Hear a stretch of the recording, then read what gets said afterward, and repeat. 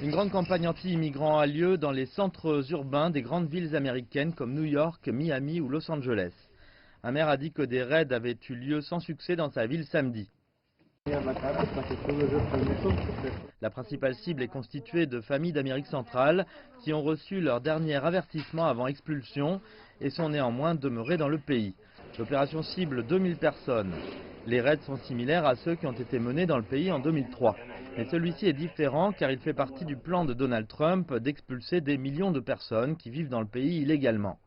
Les maires des grandes villes comme New York, San Francisco ou Washington ont dit leur opposition à ces raids et promis d'aider les migrants sans papier. Les activistes ont dit que ces raids risquaient de briser des familles, certains membres étant autorisés à rester et d'autres devant partir. J'ai été expulsée pendant 3 ans, de 2013 à 2016. Je sais ce que ça veut dire pour les familles d'être séparées. Le jour où j'ai été expulsée, j'ai compris ce que ça voulait dire de toucher le fond. Les perquisitions seront effectuées par l'agence ICE, Immigration and Customs Enforcement.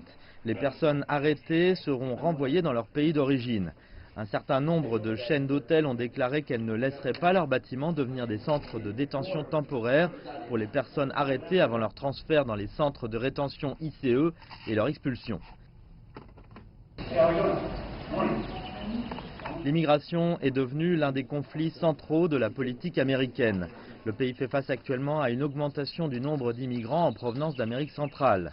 Des milliers de ces immigrés sont détenus dans des centres le long de la frontière sud et des activistes ont dit que les conditions de détention y étaient inhumaines. Les hommes et les femmes se plaignent de la surpopulation, du manque d'eau potable et de nourriture. L'agence frontalière a insisté sur le fait que les détenus étaient bien traités. Les législateurs républicains et démocrates ont déclaré que l'immigration nécessitait une réforme urgente, étant donné qu'il y aurait des millions de migrants sans papier dans le pays.